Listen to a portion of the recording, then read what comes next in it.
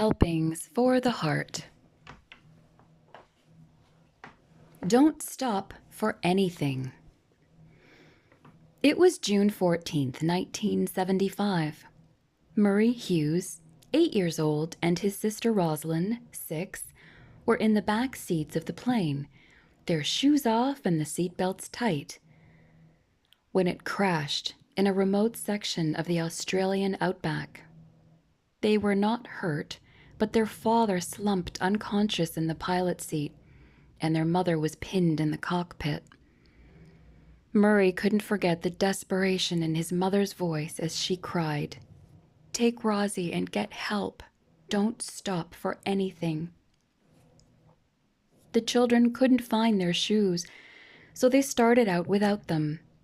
And for 12 hours they stumbled barefoot down the snake-infested mountainside, thinking only of their broken and bleeding parents up there in the fog and shrouded forest.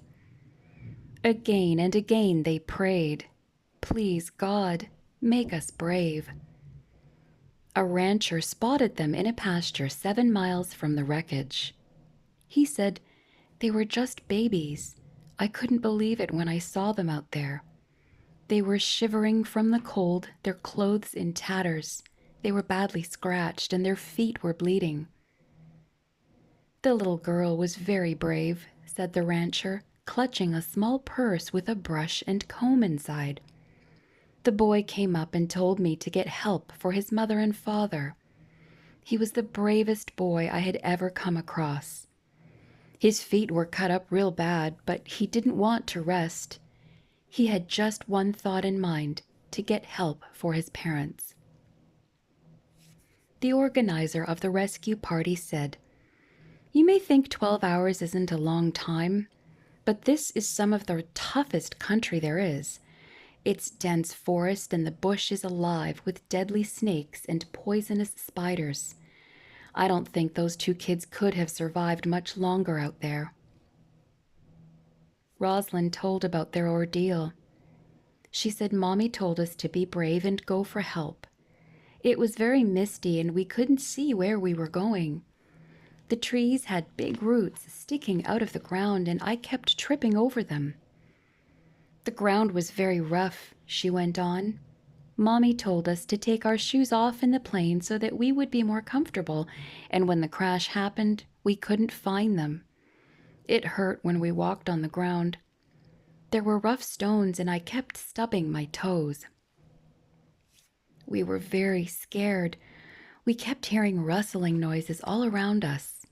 Once, there was a very loud rustling in the bushes right next to us. I screamed. Murray was very brave.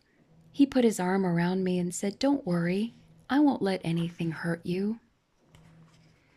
Murray said, 'I was very scared, but I didn't want Rossie to know. I just kept thinking about Mommy and Daddy and how we had to get help. I have never walked so far. The worst part was having no shoes.' Every now and then, Rosie would stop and cry. Sometimes I would let her lie down for a while." The rescue party was too late, and Murray wept. "I only wish we could tell Mommy and Daddy that we tried our best." How like what Jesus did. People he had made on a planet he had created were in trouble. Without help, they couldn't survive. And he said, "I'll go, Father." And the Father said, "Go, Son, and don't stop for anything." He left his crown behind. It would have been easier with his crown, so much easier. But he didn't stop for anything.